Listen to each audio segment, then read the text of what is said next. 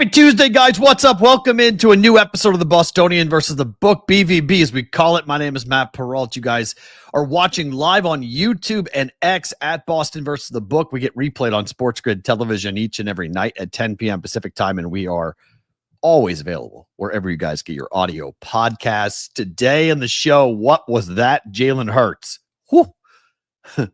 5 turnovers.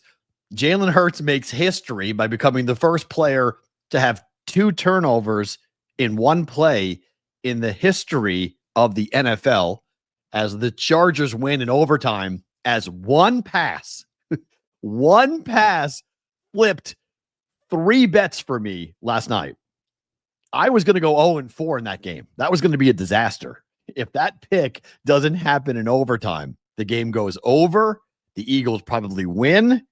I had Chargers money line. I had Chargers plus 2.5. I had under 41.5. So the next time you guys hear me complaining and whining, and yes, this was the gods giving me a tip of the cap for the Raider loss, saying, all right, I know you took the Raiders. You bet the Raiders, so we're going to do you a solid on the very next day. And when people talk about evening it out, how things kind of work their way out, that's what they're talking about in terms of the football gods. Giving you one, taking one, giving you one, taking one. It all kind of comes out in the wash at the end when it comes to bad beats or very lucky victories. That was extremely fortuitous to get that win last night on Monday Night Football. It is a big football day for us here on Tuesday. My top 5 teams in the NFL. That's the opening line. We'll take a look at some playoff opportunities for different teams in the AFC as to what they might look like coming down the stretch here. We have 15, 16, 17, 18. We are into the final month of the season for the NFL, and we're in for some pretty cool football games to talk about, to break down and to bet. This is going to be fun. There's a lot of things to get into coming up for that. So we'll do that. It's baseball season. Well, it's hot stove season. We've got a couple of big hot stove stories to talk about today. The Phillies got their slugger to come back. We'll talk a bit about Kyle Schwarber going back to Philadelphia, and Tariq Skubal on the move. That's still on the table. Tiger fans, really? You're going to trade that guy? So we'll get to that. News of the industry. We'll talk about Missouri a little bit and what's going on in the Show Me State from a launching of sports betting in Missouri. It's been wild to see the numbers coming out of Missouri. So we will do that. But before we get to the opening line, a quick reminder and a quick heads up. So you guys know now that we have the store. Okay. You can go and shop thebbbshow.com. The store is available. We have sold out of the majority of the Dave collection stuff. We will do a full recap of that coming up here once Corbin gets the numbers all situated. I'll tell you how much money we're going to give to Dave's daughters for Christmas coming up here in the next week or two. However, I am excited to tell you guys that tomorrow on the show, I will give you full details of the first ever BVB hat and t-shirt giveaway. We've never done this where we've had the ability to give away a hat and a t-shirt. And we're going to do that coming up tomorrow. So full details about how you can win your own BVB hat and BVB t-shirt from our store coming up tomorrow. It's not going to be all that difficult to win it, but we're going to run it for a couple of days, and looking forward to seeing all of you guys being to enter into this. If you don't have a hat or don't have the ability to buy a hat for whatever reason, we're going to give you a chance. We're going to give it away coming up tomorrow. So full details on the show tomorrow about the first ever BVB hat and t-shirt giveaway. But if you want to go buy it for Christmas yourself, the store is available, thebbbshow.com. I haven't heard yet from Corbin the up-to-date numbers. I know the hats were sold out. The t-shirts were almost sold out. The hoodies were about half sold out for the Dave collection, but they're going to be processing everything. If you have made a purchase already at the store, the pre-order should be processed in the next day or two, and they hope to be able to get everything sent out by Friday into the mail. So you should be receiving your stuff. If you bought already from the store, it should be at some point next week. You should be able to get it. It's kind of screwed everybody up this year because Thanksgiving was so late, and like Christmas is tomorrow. Like if you are looking at like gifts, I have people all over the country, and I've got family members back east that like you're looking at, okay, where am I sending the gift? And like, in order to send the gift, you have to buy it like today. I mean, it's kind of crazy, but today is the 9th of December already. We're already like, okay, hold on. And remember, the show goes dark after Christmas. That's been the prevailing thing for BVB. It's going to continue to be a prevailing thing for BVB, where essentially from Christmas Eve until after New Year's, the show basically is off. And this year, the show is going to be off a while. So I got to kind of figure out how we're going to do it. I'll give you a full update, but I don't think I'm going to be completely dark for, I don't know. Let's pull up the calendar. Christmas Eve is the 24th. So that probably will be the last show. We'll do the show on the 24th, and then we'll be off from the 25th until the 5th, which is a really long time to be off. I will be back in New England. I'm pretty confident I will be away out of the area. I'm not sure exactly where we're going, but for New Year's, and then New Year's is on a Wednesday. So it's a weird time for New Year's Eve and Christmas Eve to be on a Wednesday right in the middle of the week. And so then we have January 1st and January 2nd, which I may come back and do the show from New Hampshire on the 1st and the 2nd. I don't know. I have to kind of talk to the family and see what their opinion would be if I'm coming back on January 1st and January 2nd, because there are so many big football games on January 1st and January 2nd. So there's a shot the show comes back then, but it'll definitely be off for a while. So I want to do some giveaways. I want to do some fun things here during the holiday season, during December, as we look to wrap up insanely 2025, which, again, I've told you guys this before. Today is the 9th. The 17th is Saturday. So, a week from tomorrow, no, sorry, excuse me. That's not true. Today's the 9th. The 17th is Wednesday. So a week from tomorrow will be the 4-year anniversary of the show, which 25's been a year, guys. Yeah, it's been a year. So we got a problem. Addison, I am wearing this for you. Yes, if you're wondering, this is an Addison gift for me. Why? We'll talk about that in a little bit as to on this. Hold on. Are we doing a college football bracket challenge in March Madness? Well, March Madness, we'll talk about March and March Madness. A college football bracket pool. I didn't think about that. I think we'd have too many winners. That would be the only problem with that bracket. There's 12 teams in, 4 games in the opening round, 4 games in the quarterfinals, 2 games, and then 1 game. So we'd be looking at 11 games in total. I don't know.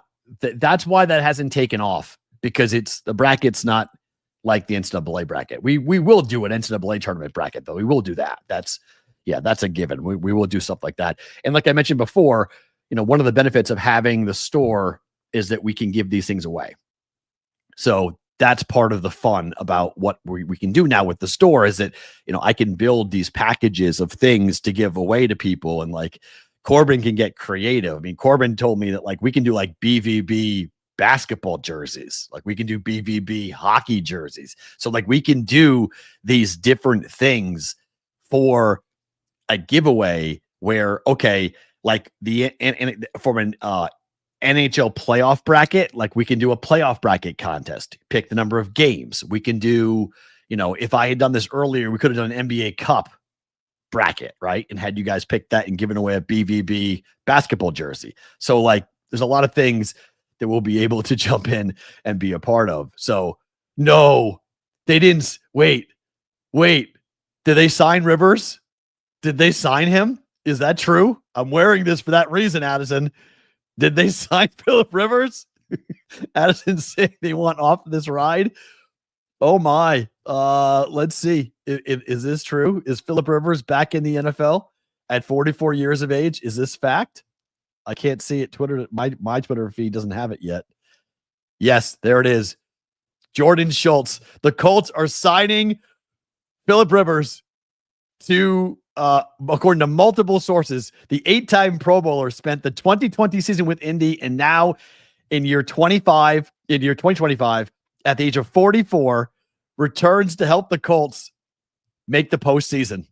Philip Rivers, 44 years of age, is back. Unbelievable! Unbelievable! Unbelievable! What are we doing? What are we doing? This is cinema. This is cinema. What are we doing, Indy? There's nobody else. There's nobody else but Philip Rivers. Are you kidding me? There's nobody else but Philip Rivers. I thought Irsay's daughter knew what she was doing. I thought she had like a grip on this stuff. I thought she had some like idea. They're not just working him out. They signed him. Philip Rivers. Are you kidding me? How? Like how? Come on, man. He's 44. He's a damn grandpa. He's a grandfather. And Philip Rivers is now the quarterback of the Colts. Oh, hammer Seattle. I mean, like, let's see if the markets have moved. It was 13.5 this morning. Hammer Seattle. Like, just absolutely hammer Seattle. Colts aren't going to score. Let's see. Colts. Indy number is still 13.5. Yeah. Absolutely. Bet the under, bet the team total under, and bet 13.5. Lay it with Seattle. That is unbelievable. Anthony Richardson has a broken orbital bone, and I have been of the opinion that he will never play again for the Colts. Anthony Richardson will never play quarterback again for the Colts. So he's on the IR. He's not playing football again for Indianapolis. So that's why. Goodness gracious. That is something else. That is really something else. Okay. Colts winning. Yeah. I mean, if they won the Super Bowl, would it be a story? You better believe it, Chevy. I mean, talk about angels in the outfield. Talk about, the natural. You want to talk about just like a ridiculous story? He must have something left in the arm. Like he must know the offense well enough. Like that's the only way. But you're telling me that there's nobody else in the world. There's no other quarterback in the world. Nobody that got cut from a practice squad. Nobody that's in their 20s. No one you could trade. You can trade for them, but nobody else walking this great planet can play quarterback better than Philip Rivers at 44 years of age. This is the guy. How bored is Philip Rivers? Like, how much does this guy want to get away from his bazillion kids? Like, how bad did retirement suck for Philip Rivers that he is willing to go and face the best defense in the NFL on the road this week? Like, think about just from his mentality. If he plays this weekend against that defense on the road in that environment, oh my. Oh my. I know him and Shane Steichen go way back. I don't care. He's 44 years old. He's 44 years old. Again, you could say he knows the offense. No training camp. You could say he was throwing to high schoolers or whoever the hell he was working around with. I mean, again, there is nobody else that knows Shane Steichen's offense. There's nobody else that can play quarterback for the Colts. This is where you have to go to a 44-year-old grandfather. I'm 48. This is why I'm wearing the hat. I'm wearing the Colt hat today because I was like, yeah, no way. I mean, you're right. How about Cam Newton? Tom Brady was playing football, Eric. He was an active player in the NFL. He hadn't been retired for multiple years. Brady didn't come off the couch and start playing quarterback for the Bucs. Like, Brady was in the league. He was playing at an extremely high level, at a Pro Bowl level. This dude hasn't taken a real hit in how long? I mean, yikes. That is unreal. That is absolutely unreal.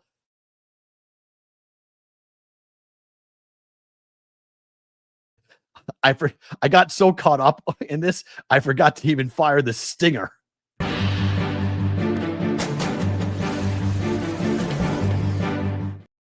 Breaking news: Philip Rivers is back in the NFL.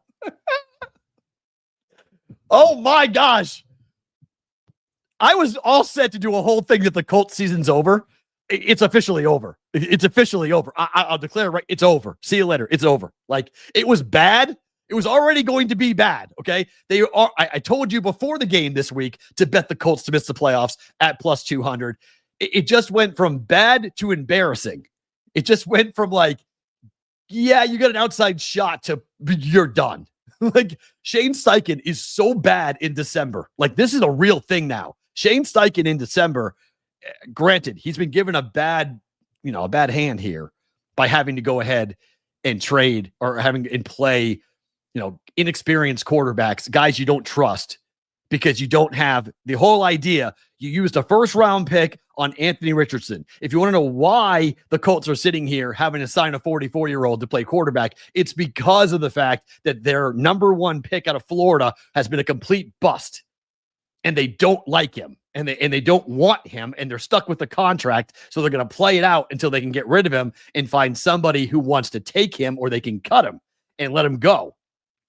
It should be Anthony. This should be AR-15's time. This should be his team. And the fact that it's not, and you can say, it was a fluke injury, broken orbital bone, whatever you want to talk about, that's fine. That's what happened to him during warmups, but he wasn't going to play anyway. There were rumors before that injury ever happened that he was never going to play quarterback again for Indianapolis, that they were done with him. So that's why they had found Daniel Jones. And I feel really badly for Daniel Jones, because Daniel Jones lost about $100 million by that injury this weekend against Jacksonville. Like, that contract was going to be massive for him next year. And maybe they offer it to him, but it's an Achilles injury. Like, I don't think the Colts are going to be jumping up and down about giving him $100 million or more. I'm not sure they even bring him back next year, given the injury. He may be done for all of next year with an Achilles injury. So that's a huge break, an awful break for Daniel Jones. But the reason why they have to go to a 44-year-old today is because the guy who was supposed to be the heir apparent, the guy that was supposed to be the franchise quarterback, the guy they thought was going to come in and change the franchise, is a bust. And this is what happens when you draft a quarterback highly and he doesn't work out. It sets you back a decade. It puts you into a really precarious position where you're stuck and you have to go and sign a 44-year-old.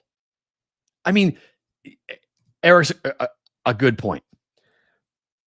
Russell Wilson, Geno Smith, Gardner Minshew, Jameis Winston. Like, there are so many quarterbacks that are not good that are better than Philip Rivers.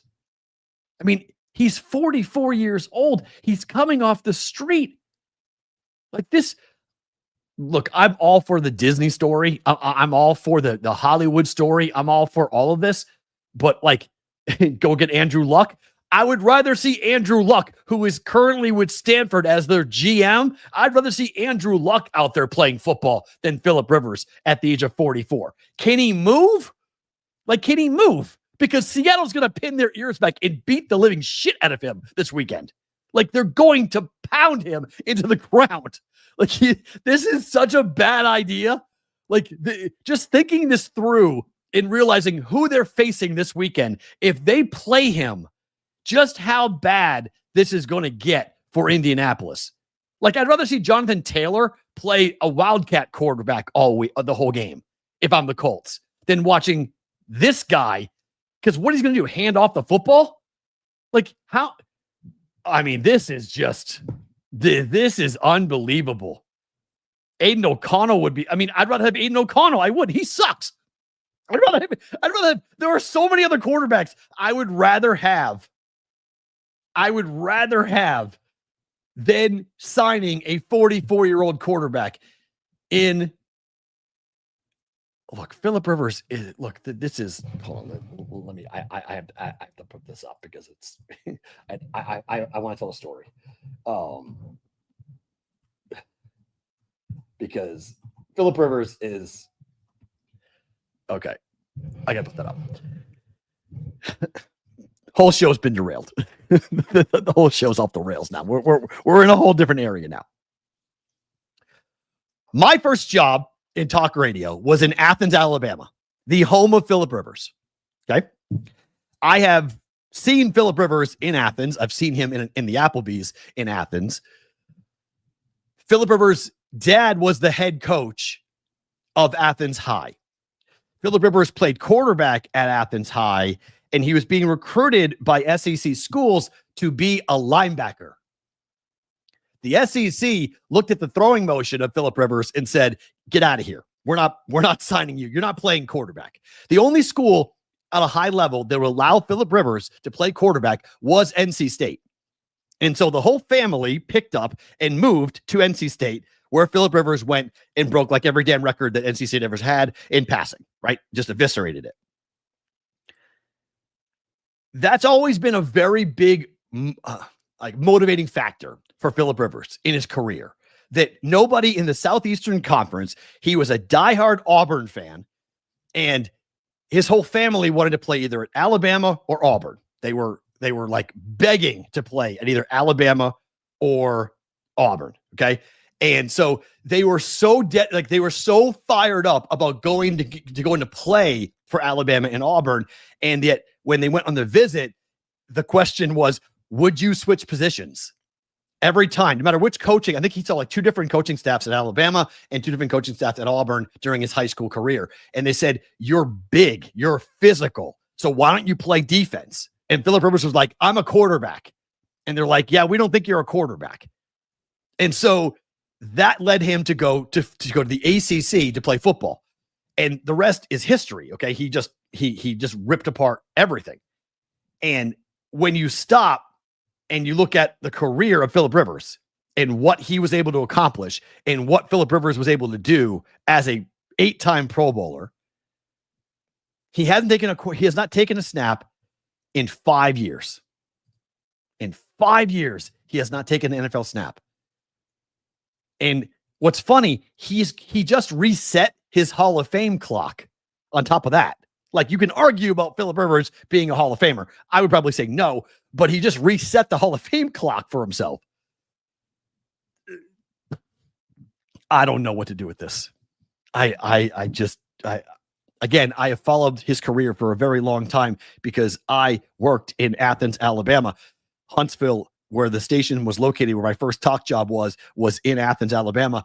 And he is a god still in that town. Like, just Philip is a god. The family, the Rivers family, they're just like, they walk around and everyone in Athens is so proud that Philip Rivers is from Athens, Alabama. And this is a bad idea. I'm just going to say this right now. This is a bad idea.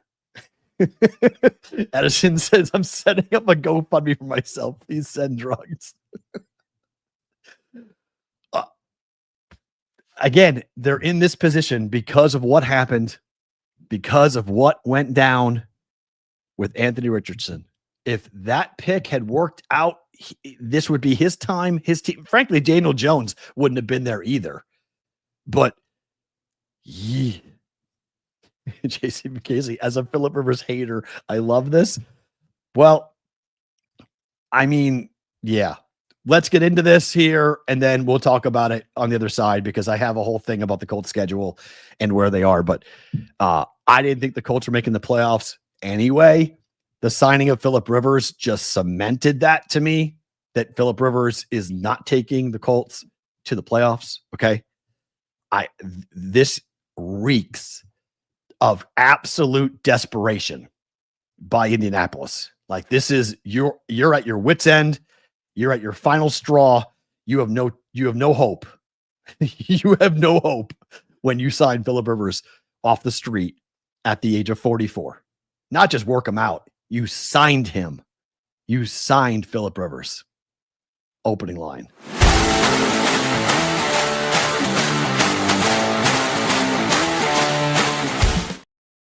All right, opening line. It's Tuesday, so my top 5 teams in the NFL. The Colts are not on this list. Sorry, not going to happen for Indianapolis. But we'll start at number 5, and maybe I'm a bit different because a lot of people are going to put the Packers and the Bears into this conversation, and I am not. I am not putting the Bears for sure into this conversation. The Bears just lost to the Packers, and I'm not putting the Packers in this conversation either because I'm not really in love with the Packers either, in terms of where they are and their possibilities as to what they'll look like in the playoffs. Now, granted, Lambeau Field, it's a really tough place to play. In December, Matt LaFleur is tremendous, but I don't love Matt LaFleur on the road in December, and that's where they're going to have to go. So for me, I've got the Texans at number 5. I mean, that's the best defense in football. They are red hot at 8-5. Huge win over Kansas City, and that's why. And you could talk about where the Chiefs are, but that was a game that KC had to have. Like they had no shit. They had to have that game. It was a de facto playoff game, and Houston won it. And you dethrone the Chiefs at Arrowhead in prime time. You're a top 5 team in my book right now. Nobody wants to play Texans. Nobody wants to play Houston. And if they win the division, and it's not impossible for them to win the division, Jags have, a Broncos game. We talked about it yesterday with Emerson about where Jacksonville is. They got to be careful. Jacksonville's margin is very thin here. They're 9-4. Houston's 8-5. I like the Texans more than the Jaguars, and I'm coming around on the Jags, but I like the Texans a lot. I got them at number 5 for my 5 teams in the NFL. I don't want to see the Texans. As a Patriot fan, I want no part of Houston. I want no part of that defense. I want no part of the team. With the way they're playing right now, D'Amico Ryan's got that, has those guys locked in. That's number 5. Number 4, Broncos for me. Massive game this weekend at home against the Packers. Huge game. If the Broncos lose this game to the Packers go here. The Packers would go to be in my top 5 next week if they beat the Broncos. RJ Harvey continues to make some really big waves for this offense, and he could be the whole key to the playoff run for the Broncos. They got to be able to run the football. And RJ Harvey's really getting a lot of praise. Sean Payton, Bo Nix, Denver Broncos locker room praises the rookie RJ Harvey, really starting to get it after the win over the Raiders. He played his ass off. He looks the part. Like, he looks the part for this offense, and he could be a huge, in the wake of the injury to J.K. Dobbins for this offense. I mean, he could be it was Dobbins, right? Who got hurt for the Broncos? Who's Broncos running back for the Broncos? No, that was Dobbins is for the Chargers. Sorry. Who am I thinking of? The running back that got hurt for the Broncos. The starting running back got hurt for the Broncos, and it's been RJ Harvey who's been rolling here. He's been really good for this offense. Yeah, ish. Okay. I mean, look, the Packers need it as badly as you do. Okay, you're a home dog. Okay, you're a home dog. Oh, Dobbins is a Bronco. Okay, yes, it was Dobbins getting hurt. Thank you. Okay, I was flipping around. So Dobbins gets hurt. RJ Harvey's been huge. Don't say that. Don't say the Packers are not going into Lambeau and winning. Going into Mile High and winning. It's not Lambeau. I'll give you that. But that's why the Packers aren't on this list for me, top 5. Right? I think most people would put the Packers or the Bears at number 5. I'm putting them at number 6 or 7. I would put 5. I have the Texans over them because I do think the Packers are in trouble this week. I think they do lose this game. I'm with you, but you can lose the game. The betting markets are telling you that the Packers, at least right now on Tuesday, the Packers are favored to go in there and win. Now, that's a lot to do with the fact that the pros would bet the Packers according to the books. So, home dog Broncos could be a good look here for this. But number 4 for me, I got the Dolphins. So I got the Broncos at number 4 here for that. Number 3 are my Patriots. Somebody will need to explain to me the Broncos are home dogs and why are the Patriots home dogs? You're going to have to explain this to me. The Patriots are 11-2. The Patriots are underdogs off a bye against the Bills, a team they already beat. How and why? There are just bets that I will make simply out of it's a principal play. This is a principal play. Betting the Patriots against the Bills is a principal play. it very well might lose. And the Bills need it more than the Patriots do. And the Patriots can still win the division even without beating the Bills. But if they beat the Bills, they go 2-0 against Buffalo. Patriots have won 10 games in a row. They go into their bye with now 2 weeks to prep for a Bills team that should have lost at home last week to the Bengals.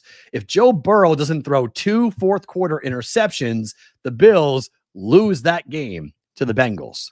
And then the Patriots are AFC East champs, essentially. Pats would need one more win against anybody to win the division. Now, they just need to beat the Bills on Sunday, and the Patriots are winning the AFC East. They will be 12-2, and Buffalo will be eliminated. We have not had a hat and t-shirt game in New England for 5 years. It's been a while since the Patriots have had one of these.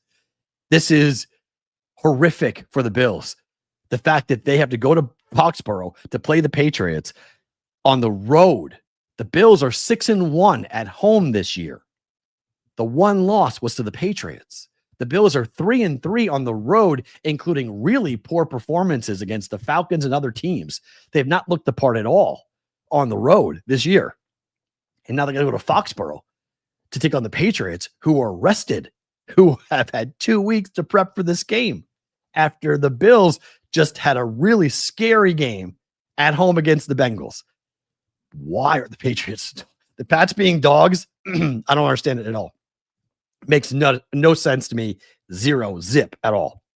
Number 2, it's Seattle. They have a layup against the Colts this week. I mean, this is a layup. This is, if you have Seattle available for a survivor pool, you're betting the Colts. It was a layup regardless of who they were going to play at quarterback. Seattle was winning this game. They're 13.5-point favorites in this game. Lay it. I would bet the under and bet Seattle. Okay. I never say lay that many points. 13, but they took the Vikings apart to the tune of 26-0 in their last home game. And that's what's going to happen here to the Colts. Why? Because they're facing the best defense in the NFL. Like, they're facing the best defense in the NFL right now in Seattle. So they've got a secondary that are ball hawks. They've got a defensive front that gets after the quarterback. The Colts weren't scoring with Daniel Jones at the quarterback spot this week, let alone Phillip Rivers at the quarterback spot this week.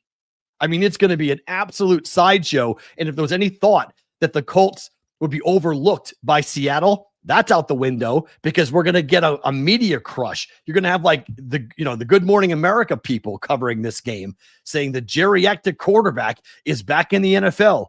This is a story out of a Disney movie about a dad who says, "Hey, son, you want to see me play quarterback? Or which one? He's got 15. Like, again,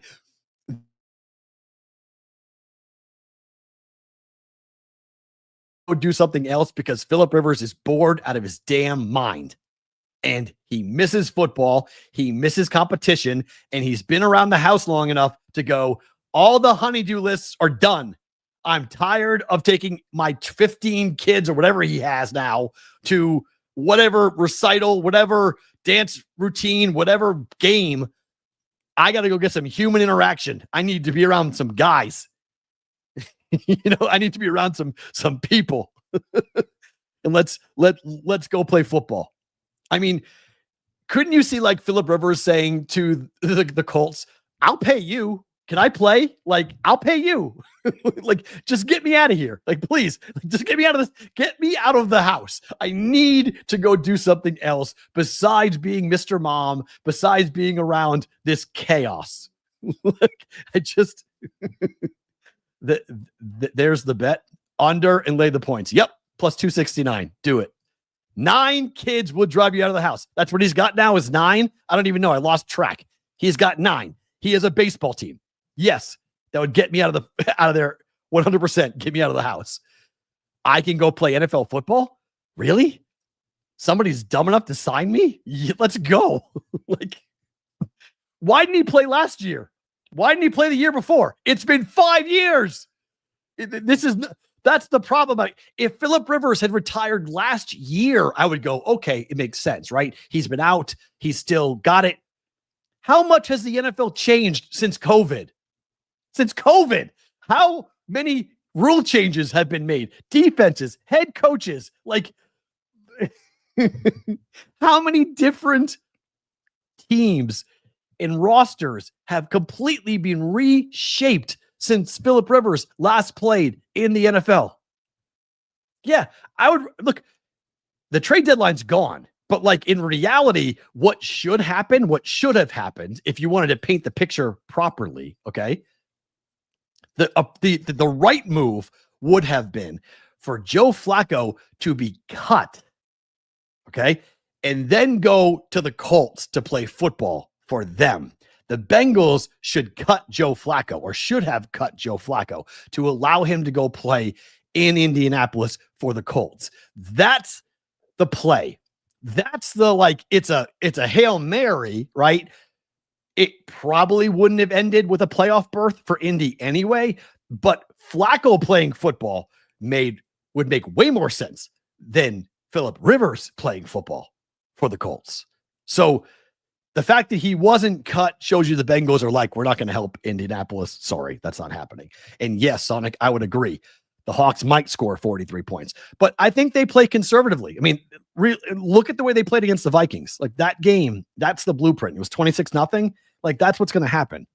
That the Colts are going to go ahead and get blanked, or, you know, maybe 7 points, maybe 10 points they score.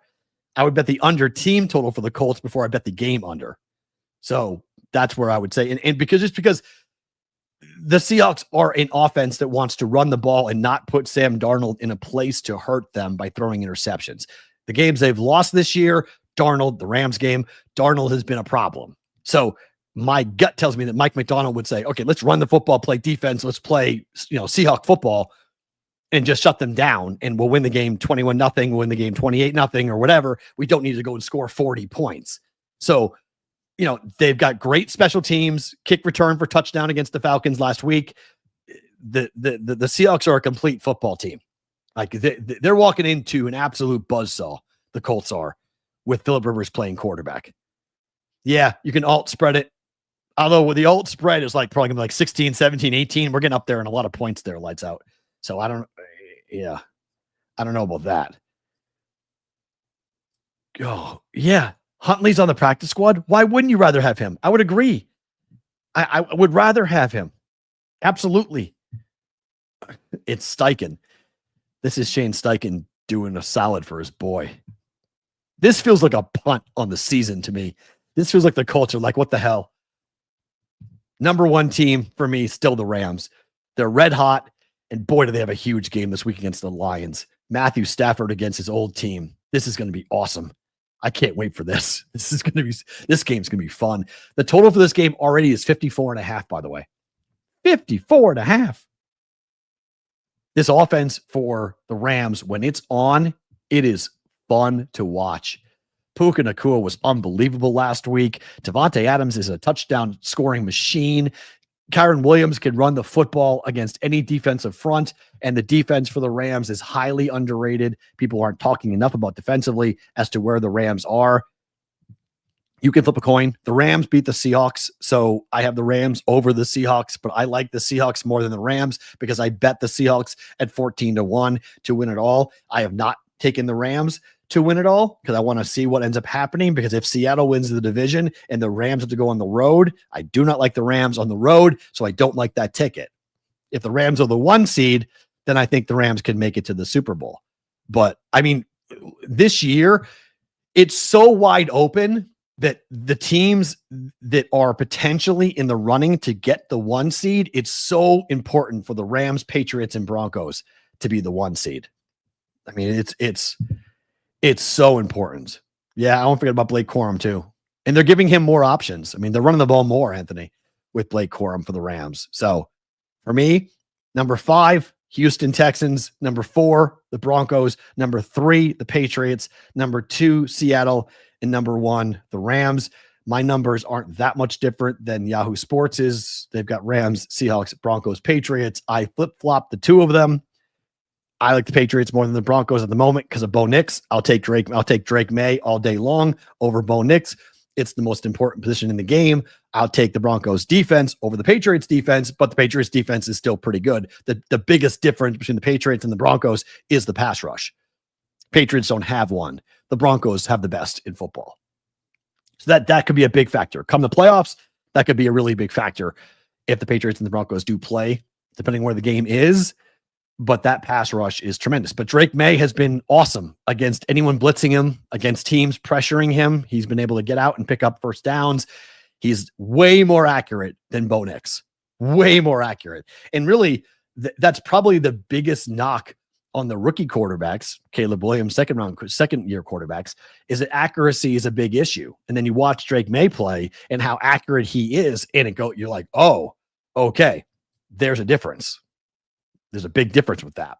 So, good games this weekend. Good games this weekend. Let's talk about what happened last night, because if you're an Eagle fan, uh-oh.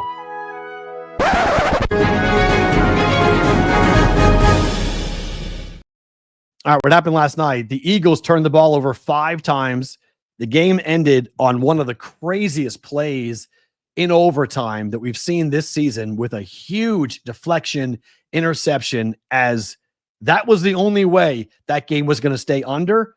And I thought the only way that the Chargers were going to win the game, because the Eagles were marching down the field after just limiting to a field goal, a long field goal, but a field goal for the Chargers in overtime. The Eagles were in the red zone, and the 4th interception for a quarterback who is going to be under the microscope for the rest of the year, even after winning the Super Bowl. Look at these headlines. These headlines are amazing. And I know it's Philadelphia, but look at these headlines. I look at the man in the mirror for who's to blame. Headline, Philly.com. Should he be benched? It's mind-blowing. Eagles fans react to 3rd straight loss after Chargers overtime game. I mean, this team is still leading the division, but they've lost 3 games in a row, and the natives are restless. They are really, really worried about Jalen Hurts, who set an NFL record last night by becoming the first player to have 2 turnovers on the same play in the history of the NFL. If you didn't watch that game and just looked at the box score, you would think that Hurts played really poorly, but that would underscore just how badly he played. When you throw a pick and then the D lineman fumbles the ball back to you, only to have you fumble the ball back to the defense, it's hard to feel confident in your offense and the quarterback position when you're playing like this. And the throws, the interceptions, the Chargers defense is highly underrated. It really is. And Justin Herbert, playing after surgery a week ago, playing his ass off with a cast on, and you could tell he was hurting. You could tell he was in some serious pain. He didn't want to do that post-game interview with ESPN, and Laura Rutledge was like forcing him to talk, and he was like giving her one-word answers like, get away from me, I don't want to be here. But I think it was mostly due to the fact of how much pain he was in. Like, that guy just suffered through that game and willed his way. He was the leading rusher for the Chargers offense last night, even with the busted hand. He was unbelievable, like absolutely unbelievable last night. But the Eagles, I mean, it's real. The conversation all hinges on this game against the Raiders this weekend. If the Raiders wind up with 10 wins, and the Cowboys wound up with 10 wins, they're 6-1. The Cowboys have to win out. That loss last week, they got to win every game. Can they win every game? Maybe. It's a maybe. They can win out. But, let's just say they win out. If they get to 10 wins, are the Eagles going to get to 10 wins? And that's one of those like, what? But it's a good question, okay? The Eagles are 8-5. The Cowboys are 6-1. The Eagles play the Raiders, which should be a win, at the Commanders, which should be a win, at the Bills, which is probably a loss, and then they play the Commanders at home. If they win 2 games and get to 10 wins, okay, that means they're 10-7. The Cowboys need to win every game, and they would be 10-6-1, and the Cowboys would win the division. The Cowboys play the Vikings this week at home, the Chargers, at the Commanders, and at the Giants. They have an easier schedule because the Vikings are dead on Sunday night. They're already a touchdown favorite at home. The Chargers, who we saw last night, tough game. Maybe a loss, but they're at home, so maybe the Cowboys can win that game. And then at the Commanders and at the Giants, road games, but winnable games. I mean, if the Eagles lose this week to the Raiders, I don't think they're going to, but this is the game. Everything is hinging for the season on the Raiders coming to town. And the Raiders have been a better team on the road this year than they have been at home. Not saying it's going to happen. I'm just saying that everything is riding. If you're an Eagle fan, this is a team that went 10-1 and then fell apart previously with Jalen Hurts at the quarterback spot. That offense is completely broken. I mean, it is completely and totally broken. I have that 7-1 ticket on the Cowboys. It's not 100% dead. Let's go to the AFC. The Colts and the Chiefs. This is what I had planned on talking about today before the Colts turned around and signed Phillip Rivers. I thought it was quasi a joke that they were doing that. I didn't think they'd sign him. I thought they were just working him out. They signed him. Okay. Colts and the Chiefs. Here are the schedules for the Colts and the Chiefs. The Colts are on the left side of your screen, Chiefs on the right side of your screen. So you have the Colts, who are currently, and it's a big currently, 8-5, 1 game behind the Jacksonville Jaguars for the division. The Chiefs are 6-7, and the Chiefs are eliminated from winning the division. Chiefs can only be a wild card team. That's the only way that you're going to see the Chiefs in the playoffs. Currently, your wild cards are the Chargers, the Bills, and the Texans.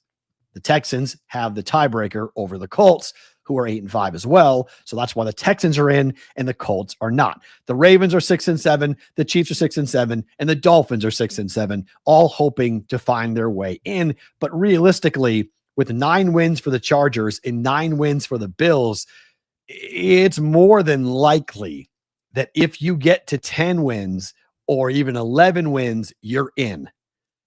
So if we take that under, the Chiefs have 6 wins and the Colts have 8 wins. They play at Seattle this week. That's a loss. They play home for San Francisco. That's a loss. They play home against Jacksonville. That's a loss. They play at the Texans. That's a loss. The Colts are not going to win another game this season. You can take the Colts and see ya. They're not going to win another game this season. So that schedule is brutal. And playing with a 44-year-old quarterback is not going to make it any easier. So now you can take the Colts and you can cross them out. Okay. Colts. What about the Chiefs? The Chiefs have 6 wins. Can the Chiefs go and run the table? They play the Chargers this week at home. Huge game. Chargers are 4.5-point dogs. Give me the Chargers at plus 4.5. They play at Tennessee. That's a win. Home against Denver in a game that Denver on Christmas has to have. That is huge. And then they end the year here in Vegas up against the Raiders. So at minimum, they're going to win 8 games. But that's not enough. They have to run the table. They got to win them all. And even if they win them all at 10-7, that's not 100% sure they will get the 7th wildcard seed. Because that's all they're not going to catch the Bills and they're not going to catch the Texans. Not in my opinion, they're not going to catch either one. The Texans play the Cardinals, Raiders, at the Chargers, and the Colts at home. The Texans are going to win 3 of those 4 games, if not all 4 of those games, to get to 11 or 12 wins. So there's one wild card spot. The Bills most likely are going to get the other wild card spot. They're 9-4. Even if they lose to the Patriots, they'll be 9-5. They play at the Browns, which should be a win, home for the Eagles, and home for the Jets. Both games you would expect the Bills to win. So you'd expect the Bills to get to 11 wins, and the Bills would be in. So then the Chiefs are out. So there you have 2 wildcard teams, 2 wildcard spots already spoken for. So it comes down to that final wildcard spot, the 7th seed, which right now is being occupied by the Texans, we just talked about. And then you've got the Chargers, who have 9 wins.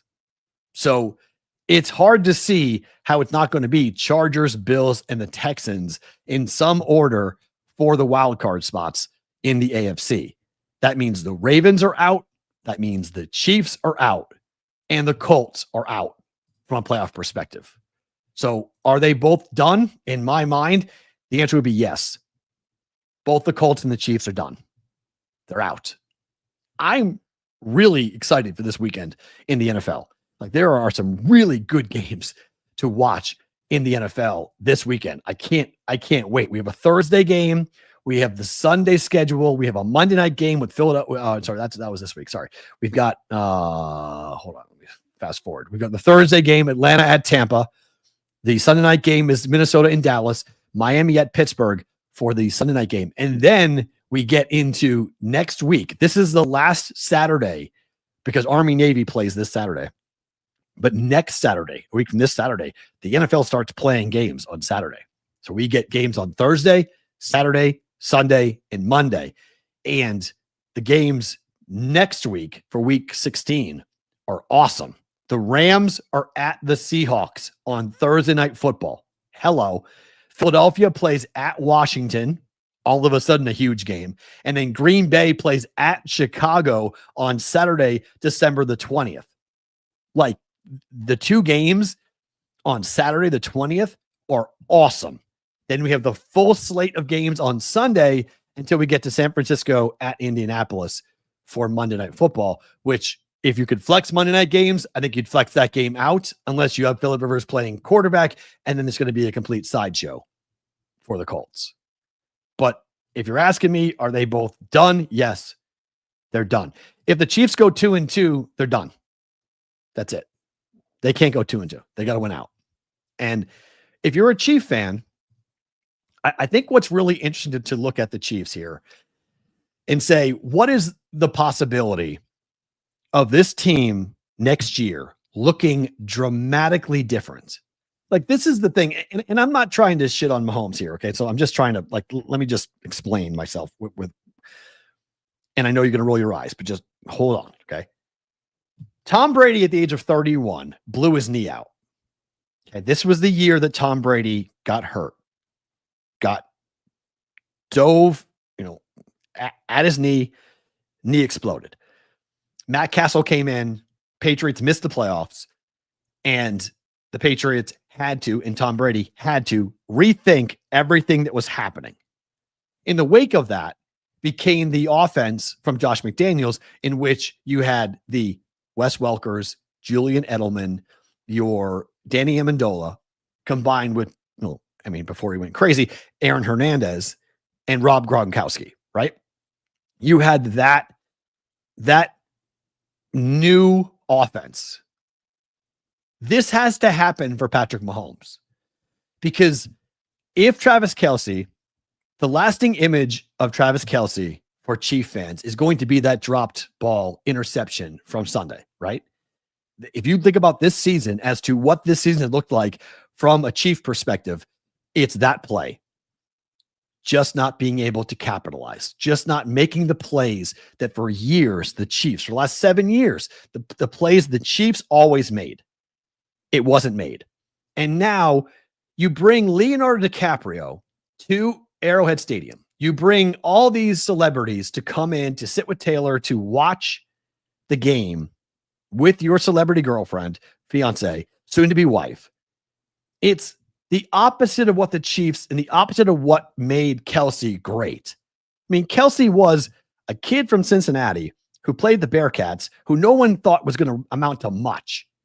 And he came in and he worked his ass off, got with the right coach and the right quarterback, and they took over the NFL. And Kelsey's going into the Hall of Fame. He's a Hall of Fame tight end, one of the top 3 or 4 tight ends to ever play the game. And you watch him this year and you watch him last year, and I don't care how much weight he lost in the offseason. It's over for Travis Kelce. It's over. Mahomes at 31. Tom Brady was a maniac. The thing that is unfair for any quarterback who comes behind Tom Brady, who ends up being in the wake of the Brady career, is that no one did what Tom Brady did for a reason, because they had a life. At 31, Tom Brady wasn't doing what Mahomes is doing. He wasn't married. He wasn't owning soccer teams. He wasn't, his wife wasn't on reality television shows, right? Tom Brady was still kind of playing the field.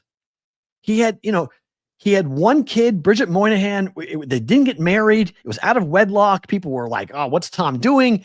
Blah, blah, blah. He meets Giselle. Okay. Then he gets married. But he did it all in his 30s. He did it all later in his career. Mahomes has done all this early, and it's tough. I mean, you guys who have kids, you understand what happens, how much your life changes when you have children, multiple children.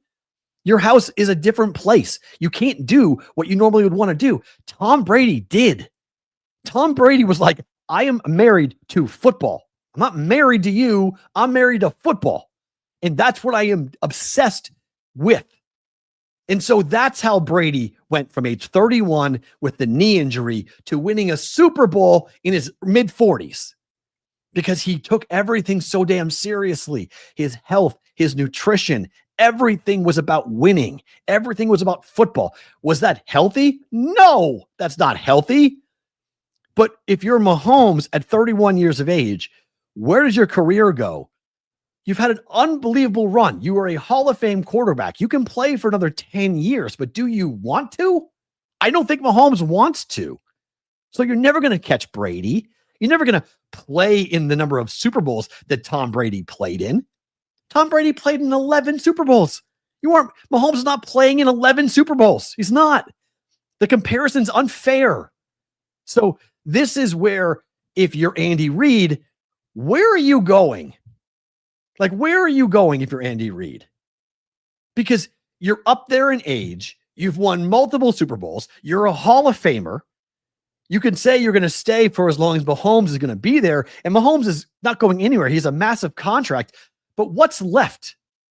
That's what made the Patriots different again, because Belichick was young when the run started for the Patriots in 2000. Belichick was young. He could stay for 22 years and be the coach of the Patriots for 22 years. And he's still not that old. He's still coaching now. So that was the difference. Again, Andy Reid is getting up there in age, and Andy Reid is not exactly the pillar of health. Okay. Like, let's be frank here as to what he is.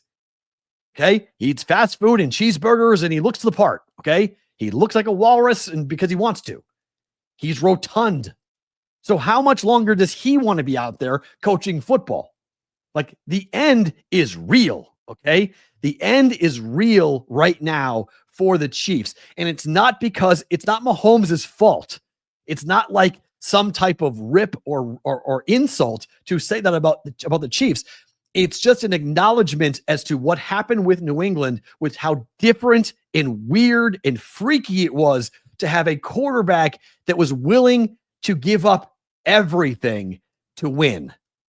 That was the only thing that matters. And look at Brady now. He's still working. He still won't stop. He's still doing games every weekend. He's still leaving his kids. He's still coming to Vegas to be part owner of the Raiders. Like, it's like who Tom is.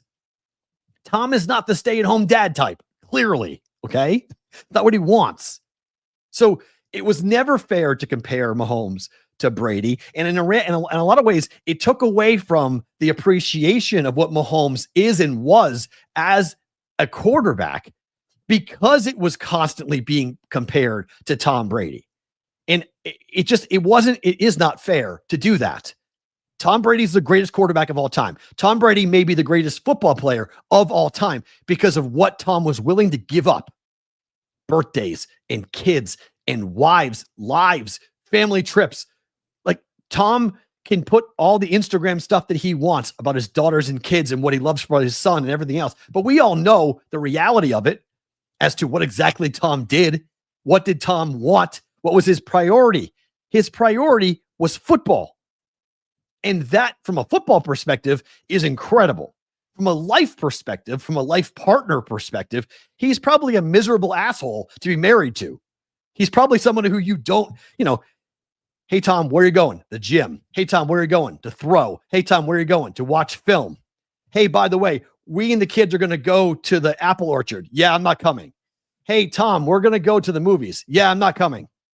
Like, you guys are married or have been married or have wives and girlfriends. You understand. I do too. You understand the priorities that come that you have to sit there and tell your spouse, I'm not doing that because it's football season. I mean, shit, I got to do that myself half the time. And it causes major problems in my personal life when I'm like, hey, it's Sunday. I got to watch football from 6 a.m. to 7 p.m.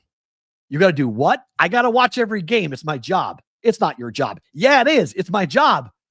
I got to do it. And it has always created problems. If Amanda was on here, she would go, yup. She would say, yup, that doesn't work for me. And so I've had these conversations. Mahomes is 31 years old, and he looks like a guy who has won multiple Super Bowls, who likes the game, but doesn't have to go to the level he was at in his 20s. That's clearly with Travis Kelce. Travis Kelce is completely distracted. He is not thinking about football 24 hours a day. Not even close. In fact, I bet he thinks about his podcast with his brother for the New Heights podcast more than he does football. And that's the difference. That's why the 20-year run of Brady and Belichick with the Patriots will never be done again. Because human beings, healthy human beings, have other priorities and have other interests they want to pursue versus how to attack a cover 2 defense on a Sunday. If you guys are watching live, stick around. More to come. If you're on the replay crew, thank you for being here. We appreciate it. Wednesday's show tomorrow, we'll talk about the college football playoff bracket. We'll break down those games coming up from a betting perspective tomorrow. If you're live, though, bonus time starts now.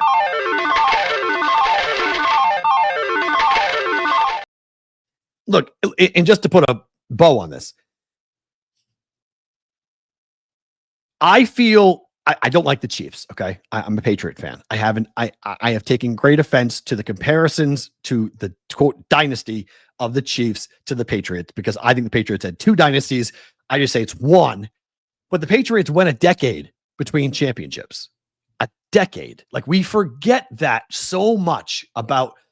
There was a time with the 2 losses to the Giants in the Super Bowl that we heard people say repeatedly that Tom Brady will never win another championship. It doesn't happen. He won 3 early in his career. Then he lost 2, right? Remember, he lost 2 and everyone was like, oh my gosh, that's just, you can't do it. It's just great career. But, Montana went 4-0. Tom, you're 3-2, right?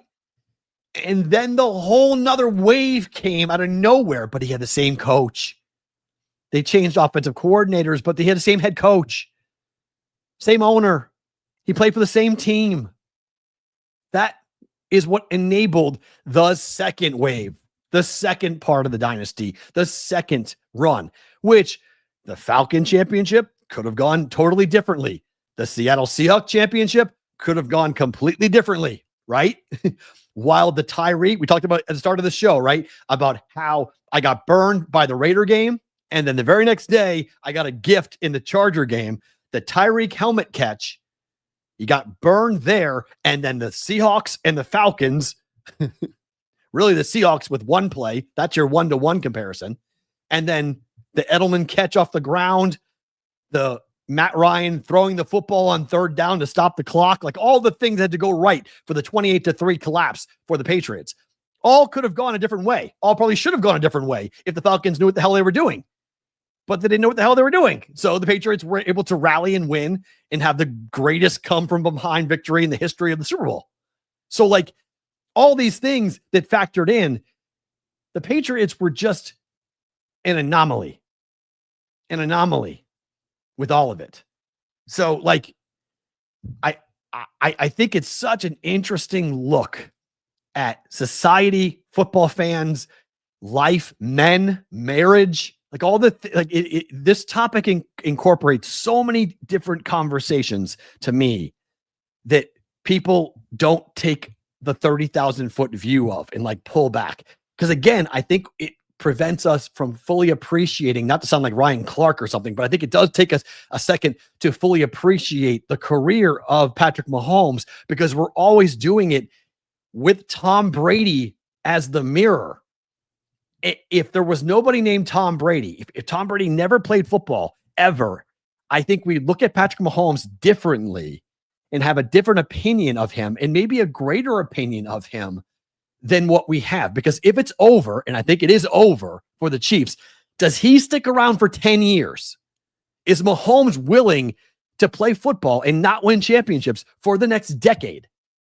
The answer is no. Okay. He's even said it. No, he's not playing till he's 41. He doesn't need to. The amount of money he has, it's hard, to steal the phrase, it's hard to get up at 5 a.m. to train when you're sleeping in silk sheets, right? It's the boxing adage, but it's the same thing. Do you want 300-pound guys whose whole mission in life is to beat the shit out of you on every single play? Do you want that for the rest of your life? You've got a big family, okay? You've got a lot of interests. You're an owner. You're one of the most marketable athletes in the entire world. You have huge endorsement deals with multiple companies. Do you really need this? The answer is no. Why would you need it? What else is there to accomplish if you're Patrick Mahomes? That's what you're seeing with the Chiefs. Like, that's what you are seeing with the Chiefs. You are seeing a team, a franchise that is satisfied. And there's nothing wrong with that. Okay. There's nothing wrong with being satisfied. But last year they got to the Super Bowl and they exhaled because they got to where they wanted to be. And then they met a team that was hungrier, physically dominant, and stronger than they were. And they got their dicks kicked in. It was an embarrassing game, but that set this year up. What happened last year in the Super Bowl to the Chiefs was the foreshadowing of what this year was going to look like, with an offensive line that can't run the football, that can't block for Mahomes, a receiving core that can't be trusted, and a defense that has star players, but when it really matters, is not capable of getting a big stop. You paid Chris Jones. You don't have any money for anybody else. So that is the whole deal. That is the crux of the conversation between the two careers, is that Brady is an anomaly. He is one of one. He's an alien because, again, he was willing to sacrifice the things that other people were not willing to do. Tom was willing to eat, drink, sleep football, and put everything, including his own diet, everything to winning. Plyometrics, right? Making sure. And I can tell you at 48, having surgery, your body feels different. I'm still trying to rehab my right shoulder. Okay. My shoulder was locked down for 6 weeks because of the pec surgery, and I still can't raise my arm more than that. Okay. Okay. That's okay. So that's your body in your 40s doesn't recover fast. Brady's did. He never got hurt after the 31-year-old knee injury. He never suffered a serious injury again because he was like, I'm going to do anything and everything to make sure my body is ready to go and I will not get hurt again. And he didn't. He didn't get hurt. Now the rules change. You can say, well, Matt, the rules changed, but he still took big hits. Okay. Brady still took big hits. He didn't get hurt again. And he played until his mid-40s We will not see that with Patrick Mahomes. He will not. He will not do that. Some baseball before we get out of here today. And if you are a Philly fan, it's not all bad news because you did get your slugger back. Schwarber is back to a 5-year, $150 million contract. That's huge for the free agent marketplace because this was the guy that was going to get signed first. So he sets the market at 5 years, $150 million, which is a lot of money. Which is a lot of money for Kyle Schwarber. But the Phillies were afraid of losing him. And so he's sticking around. He'll be with Philadelphia for the next 5 years. So then that opens up the question as to what happens with the polar bear. Because Pete Alonso to the Red Sox would be huge. So now that Schwarber is staying in Philly, does Alonso stay with the Mets or does he go to the Red Sox? And it sounds like, from the rumor mill perspective, that Alonso to the Red Sox could very well happen. The question will be whether or not they keep Alex Bregman or Bregman chooses to go back to the Red Sox, or is he going to somewhere else? There's rumors about Bo Bichette with the Red Sox, potentially leaving Toronto to going to Boston. But I think Alonso to play first base and being the power bat is exactly what the Red Sox need. And I would 100% be ecstatic if Pete Alonso winds up going to the Red Sox and leaving the Mets. And now we have the market. 5 years, $150 million. Alonso could very well wind up going to play first base for the Red Sox, and it would be amazing. It would be that's an awesome situation. The other big news is what's going on with the Tigers. And again, the Tigers are talking at the winter meetings about trading Tyreek Skubal. They think it's possible that Skubal is not untouchable. They are listening to offers. If somebody blows their doors off, they're going to trade Tyreek Skubal. I can't believe it, but if Skubal gets traded, every Pirate fan has to be extremely nervous because if Skubal is moved, the next logical guy is clearly going to be your guy in Pittsburgh. And teams are going to line up, and you'll see what the market is for Tyreek Skubal. And Paul Skeens is younger. Paul Skeens is controlled. Paul Skeens is doing historical things. And he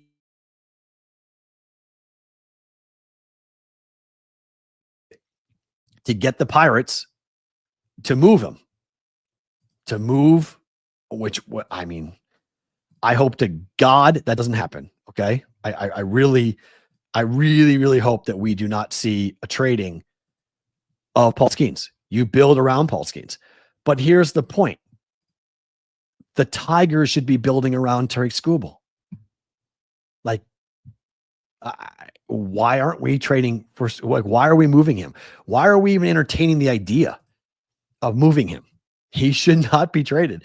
But the Tigers, again, are signaling to everybody that, hey, if you want him, we'll listen. If you give us a good enough package, we'll listen about moving the best pitcher in the game. And if I'm a Tiger fan, I'm sick to my stomach over this. Like, how in the world does this go down if you're a Tiger fan? Because no matter what comes back, no matter how many arms come back, no matter how many prospects come back, you've traded away a historically great pitcher. You've given up on a guy that you should be building around, that you should not be trading.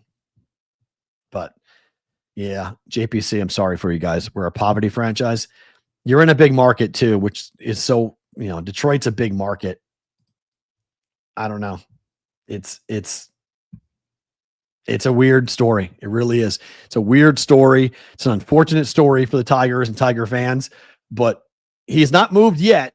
But we'll see what the number is. We'll see how many prospects and what the package might entail to get him to be moved. But it sure sounds like the Tigers are strongly considering moving Tyreek Skubal. Let's make some bets.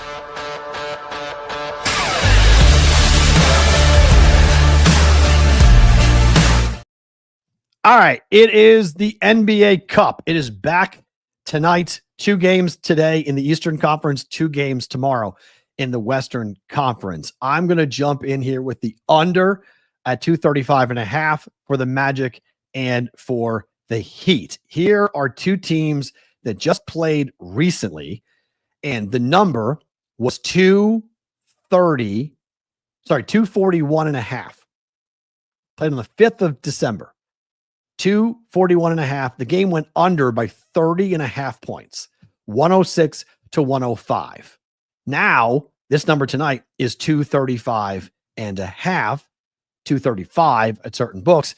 I don't really understand it. Like, we just saw these teams play, and now we've got a playoff game. This is a knockout round, okay? This is a quarterfinal game. The winner advances to Vegas here this weekend to play the semifinal on Sunday or on Saturday and the final on Monday. So this is kind of a weird situation when you're like, why is this number so high? This number should be lower, way lower. I'm coming in under 235 and a half for the Heat and the Magic tonight at Orlando for this. I also like the Magic to win the game too, by the way. I like the Magic. They've had the Heat's number. I like the Magic to win tonight. The other game is the Knicks and Toronto. The Knicks, well, look, one team is hot. The other team is ice cold. Toronto is ice hot. Toronto is ice cold. They have lost 3 games in a row and 5 of 6. The Knicks have won 3 in a row and they've won 7 of 8. And this Knicks team on the road this year, well, they haven't been great against the number. In fact, they've been bad against the number. They're 2-7 ATS away from home. Toronto is 4-9 ATS at home. They're 0-5 over their last 5. They've lost 7 straight games against the spread, and they're 10-15 ATS wise this year. They're 9-10 ATS against the Eastern Conference. I like the Knicks to win this game. I don't like Toronto. Give me this. Give me tonight. Knicks -4.5. That number is currently 5.5. So a little bit of a value there I got, but I like 4.5.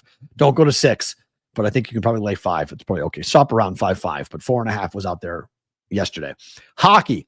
The Vegas Golden Knights in regulation to beat the Islanders at +115. Vegas is hot. I don't like the way the Islanders are playing, and Vegas has won 3 in a row, including the first 2 games on this road trip, beating both New Jersey and the Rangers. Now they have the Islanders here in regulation. Total's 5.5 for Vegas. I like the Golden Knights on the East Coast. They're a better team on the road. They're 7-2-1, I believe, on the road this season. Vegas has been very good away from home. Islanders are basically a 500 hockey team at home.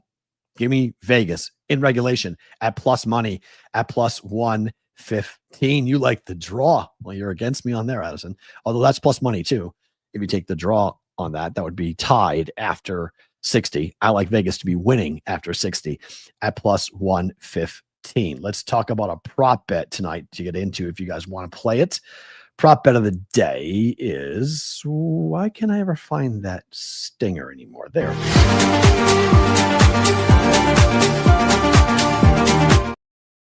All right, BB prop bet of the day. We're going to go to Miami and Orlando and Davion Mitchell. We're going to go under 18.5 points, rebounds, and assists. This number can be popped around 18.5, 17.5, depending on where you're going to go with this number. But I like the under in this game. I like Orlando to knock in, to lock down here. The numbers have been anywhere from 20.5 down to 16.5 recently for Donovan Mitchell, for Davion Mitchell. He did go over this in his last game where he had 10 points, 2 rebounds, and 7 assists. The assist number is going to be the question. We need that number to be down. He's not going to score a whole heck of a lot tonight. Rebounding wise, he'll have 1, 2, or 3 rebounds. It's the assists that we need to go way down here. We need under 10 for Davion Mitchell. If that happens, and I think Orlando will try to get the ball out of his hands and not let him be a distributor and playmaker, under 18.5 points, rebounds, and assists for the game tonight in the NBA Cup with that.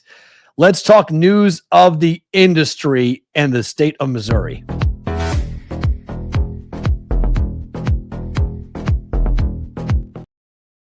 News of the industry is sort of an attaboy to Missouri. Early returns are very strong for Missouri. The first 24 hours on December the 1st were, quote, exceptional for Missouri. This is a state that went legal, the first state to go legal since North Carolina went legal. It's been a minute since we've had anything go legal, but you look at Missouri, the GeoComply data showing a strong early start to Missouri, the first state to launch since North Carolina did in March of 2024.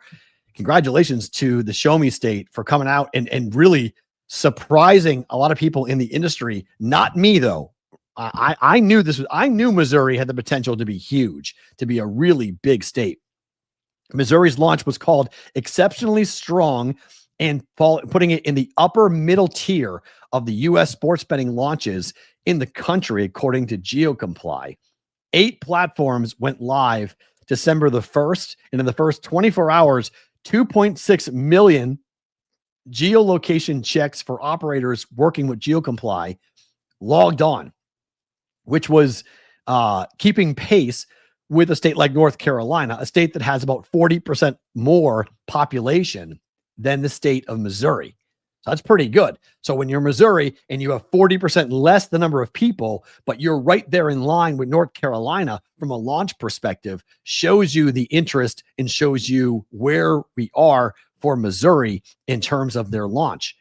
And look, I think it's clear, if you know the area, and a lot of you guys are in the Missouri Midwestern area, you know what's been going on around the country in the Midwest. So in the beginning part of sports betting back in the 60s, 50s, 60s, it was all on the West Coast. It was all in Vegas.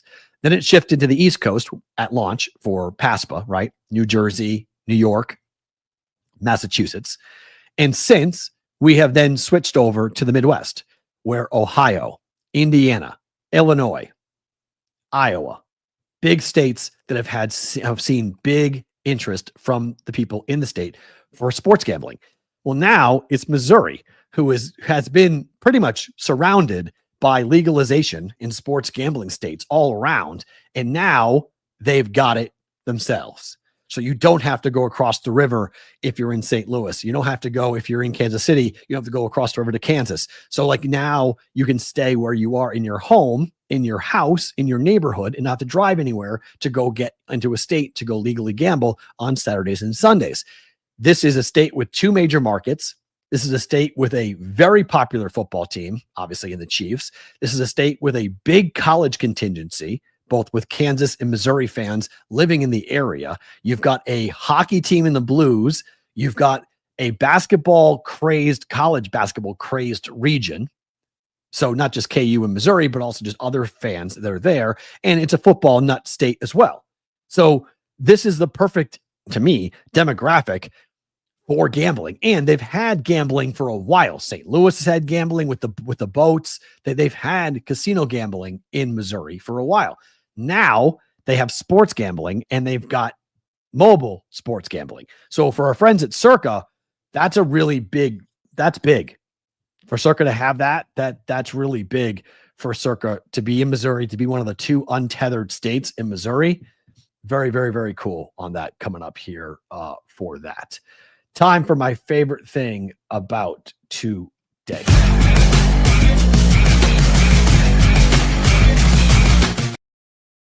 I'll throw a little curveball on this. I didn't see this, but I appreciate you guys doing this. At Y12, thank you all for the birthday wishes. Love the BBB Brigade. Well, let me say happy birthday to you. That's tremendous. We appreciate that. I guess it's kind of along the same lines in terms of where my favorite thing about today is.